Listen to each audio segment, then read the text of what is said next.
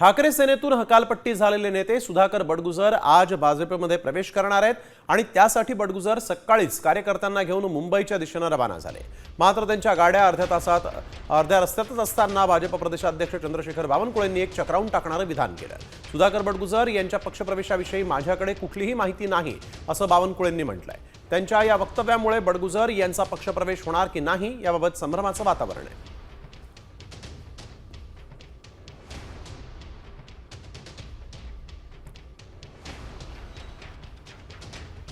प्रदेश कार्यालयात आहे आणि त्या ठिकाणी निश्चितपणाने आदरणीय मुख्यमंत्री असतील, भारतीय जनता पार्टीचं नियोजन जे आहे ते त्यांच्या सिस्टीममध्ये हा प्रवेश होणार आहे। कोण असतील, मंत्री असतील, गिरीश भाऊ असतील, निश्चितपणाने 1 वाजेला ते चित्र स्पष्ट होईल। निश्चितपणाने वरिष्ठ नेत्यांनी काही गोष्टी निश्चितपणाने त्यांना सांगितल्या असतील आणि त्यांची एक भावना होती, तो निश्चितपणाने त्याबद्दल मी जास्त सांगू शकत नाही।